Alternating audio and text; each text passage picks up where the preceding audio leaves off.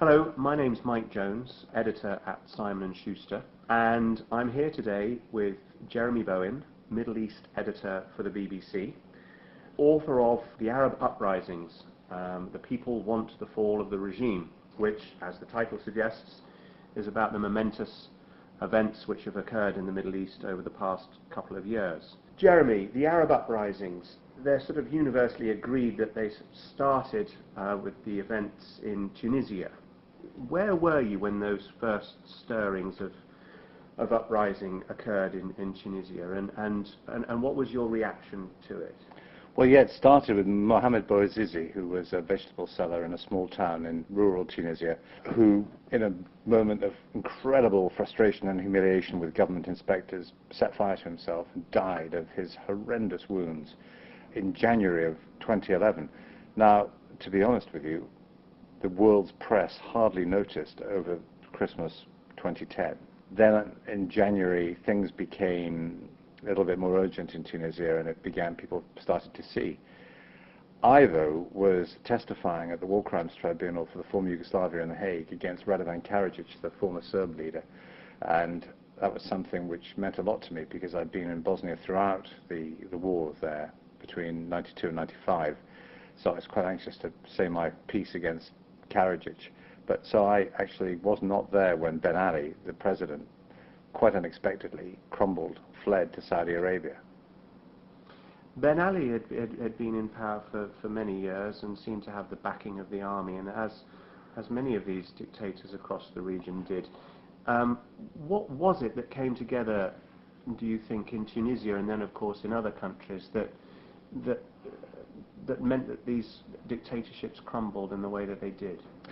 Well, the death of Bouazizi in Tunisia and his suicide was really it was the last straw. In fact, the preconditions for the uprisings were already there, and there were a number of them. One of the really important statistics, the killer statistics, is about population.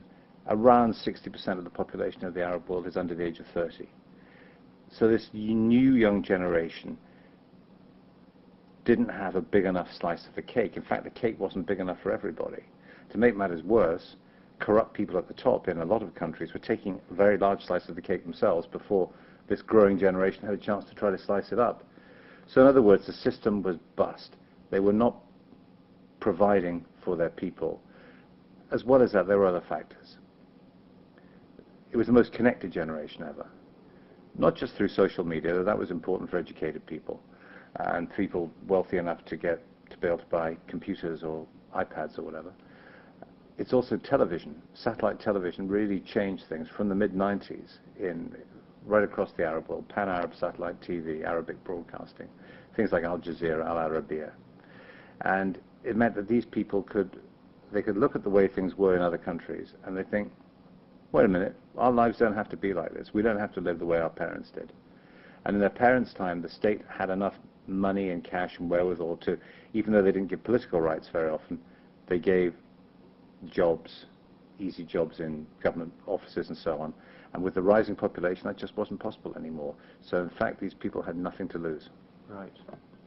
So, but not only were they using television and social media to look outside their own environment, but obviously it began to spread. Tunisia was just the beginning. When did you realize that it was something momentous and bigger than just a Tunisian affair? Well, demonstrations started quite soon after the fall of President Ben Ali in Tunisia in Cairo, in Egypt. And I went over after the first of those, thinking and that demonstration happened on a Tuesday. I remember saying to my kids, I'll be back by the weekend because I'll have another big demonstration on Friday and that'll be it. I really thought that President Mubarak's police state was too strong. I didn't think that they would be able to get any traction against it. Because there had been a proud tradition of opposition there, and people would try demonstrations, and it would be a small number of people. They'd get their heads broken by the police, and that would be it. But I don't feel bad about admitting that I didn't see it coming, because to start with, the dictators didn't see it coming. Mubarak didn't see it coming. Qaddafi didn't. Assad didn't. Assad, even at about that time, was giving an interview saying that Syria was immune to the virus of revolution. But as well as that, some of the protesters didn't. because I spoke to a few of the organizers of the first protests in Egypt, who said to me, one of the guys said to me, he said, look, I've done loads of protests before. I thought it'd be the usual thing, we'll shout for 10 minutes, and then I'll be in the back of the police van getting beaten up. But it didn't happen that way. Why? Because they got traction. They had the weight of numbers behind them. And there's one blogger in Egypt said to me, you know, there was this little country, Tunisia, who used to beat us at football, and suddenly they're overthrowing their president. And we thought, well, if they can do it, we can do it. To start with, the slogans were not about overthrowing Mubarak, they were more about less ambitious goals. But by the end of the first day, they were saying the president has to go. By the end of the first day? Wow. Yeah. So what was that like? I mean, and that's a crass question in some respects, but I think for us in the West, we see you on the news reporting from these areas. What was it like being on the streets during that period? And you know, you didn't come back at the weekend. You stayed out there. I stayed till Mubarak went, and then I actually managed to get home for about, it was going to be half term, and I was going to go skiing with my family and my kids.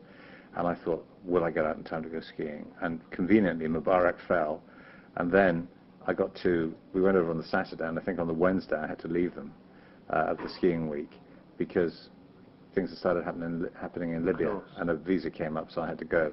How did I feel watching it all? Well, once I realized what was happening, it was momentous. That first really big demonstration on the Friday of the first week, which was when they took over Tahrir Square, I thought, well, if it's the usual middle-class bunch, they won't get anywhere. But then there were thousands and thousands of Cairo's poor. And I thought, well, if the people who really have nothing to lose, if they're involved, then Mubarak is in big trouble. And I said so in my reporting on the day. And really from then on in, the writing was on the wall for him. But seeing it every day unfolding, you know, one of the great privileges about being a journalist is, or the kind of journalist that I am, is that sometimes you're in places where you can see the biggest event in the world that day happening. It's happening right in front of your eyes, and I was the person who got to report it. So it was a huge privilege to be able to do that, and also to write about it afterwards in this book. But I really had the feeling that something really historic was happening by that point. You've mentioned Libya briefly already, and then of course you went to Libya, and things were a lot more violent there, of course. There was a civil war. It was a civil war. And you were reporting again from the street, from the battlefield. But famously, of course, you conducted an interview with Colonel Qaddafi. Was it the last Western interview with him before? It was the last proper interview he did. Right. I think he did a few quick things on the phone with, there was a Serbian radio station that he was quite fond of. He talked to occasionally, that sort of thing. But no, this was the last interview he did with the international media. And what was your impression of him at that point, and in general, actually?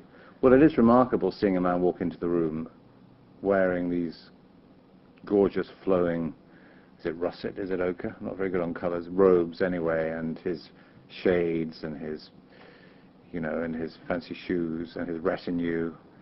And I did, you know, I have over the years interviewed a lot of people, but I realized it was something quite special. And also, of course, the whole world wanted to hear from him at that time. We did the interview before NATO declared a no-fly zone, before the UN gave them permission to do that, before the Arab League asked for a no-fly zone. So at that point, Gaddafi had a bit of a spring in his step. He had had this period where he had, you know, the time when Tony Blair went out there and they exchanged an embrace and a kiss. And Britain did some big financial deals, oil deals at the time, BP did. And Gaddafi had come in from the cold. But he was never felt that comfortable, I felt, being the friend of the West, even though he concluded it was the right thing to do for him and for his country, I suppose. You know, a year or two before, he'd been at the UN, at the General Assembly, September. I was over there, and he became a figure of fun, because all the news coverage in the local channels was all about where he'd pitch his tent, and the neighbours, various mansions in Long Island and New Jersey, were not allowing him to pitch his tent. So they make a load of jokes about it. And I think Qaddafi remembered the time when Ronald Reagan called him the mad dog of the Middle East. And suddenly, he was the villain again, and I think he liked it. I think he liked feeling he was against the world.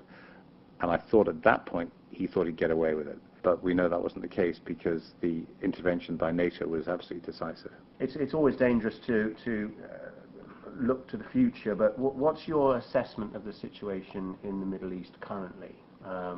both in the countries where the uprisings have taken place and supposedly over, Libya, Egypt, but also obviously where it's still going on in Syria? Well, fortune telling is a dangerous business, but what I'd say is that it's clear now that the Middle East is in a protracted upheaval. Initially, people thought it might be like Europe in 1989, where a line of dominoes of states, of the old communist states, fell in months, very close to each other. But it's not going to be like that in that region, because to start with, there are rulers there who are fighting back, which is what we're seeing. Qaddafi tried it, and he was defeated by NATO and by a ground offensive by rebels, who were considerably helped by outside powers. I think ultimately Assad will go, but there'll be a disastrous war beforehand which might tear Syria apart. It's already pulling in the neighbors. I was in Lebanon at the weekend. There was a very big bomb there, killing a prominent anti-Syrian figure. There have been clashes across the border, the Turkish border. The war in Syria has a great capacity to export trouble, so I see a lot of trouble coming from that. Sectarianism has been an increasingly sharp factor in the region, especially since the American-led invasion of Iraq in 2003, when that changed the balance of power in favor of Shia Muslims. And so since then, the clash, which is an ancient clash going back to the dawn of Islam between Shia and Sunni Muslims, has really sharpened up, because Shias are in the most powerful position they've been for getting on for 1,000 years. And as a result of that sectarianism, that has great capacity to destabilize the region. So let's not be totally pessimistic. I think that some countries might have a chance. I think even Libya, though it's very chaotic and still quite violent, has a small population and a lot of money. They might do okay in the end. What we have to remember in the West, though, is that what will emerge ultimately will not be a line of democracies that look like the European Union. No. It's not going to be Sweden, the Netherlands. They're going to be very distinct, very different to things we've seen before, and they will have a strongly religious nature as well, because the people in the region are religious in a way that we've pretty much forgotten to be in this country. You mentioned the West there. At the moment we have a presidential election about to take place in the United States. What do you think about the West's reaction to what is going on in the Middle East? Do you think we should or could have done more to assist uprisings? Do you think we were too close to the dictators before them to be able to do such a thing? I think we were too close to the dictators. I think it became very convenient to suspend all the standards of human rights and political freedom which our countries supposedly stand for, just because there was a familiar face and an address, someone who we could identify, who could deal with troublesome problems like extreme political Islam. Someone like Mubarak cracked down repeatedly on jihadist groups. But I think that actually what this last couple of years has proved is that we have very limited influence in the West, unless we use military power. And then there was decisive influence there in Libya. We have a great ability, I think, to make things worse. I don't think necessarily by invading, if that was an option, it's not, but if we decided we wanted to invade Syria in some way, that wouldn't necessarily make things worse. It might make things wouldn't necessarily make things better. It might make things a lot worse for the people. So I think the West, led by the Americans, have been right to stand back a bit. I think there's a great deal that we can do after. When the new orders appear, we can help them with, technically, with a lot of expertise. And I think that things like that can help stabilize a country, because the real problem a lot of them have is unemployment. They need to try and create jobs. Of course, very difficult time. We can't create enough jobs in our own countries. And I think the other point to make as well is that no country is immune from these pressures for change. The question is how they handle them. And by no country being immune, I include the likes of Saudi Arabia in that. They're handling it in a different way. They're throwing a lot of money at the problem.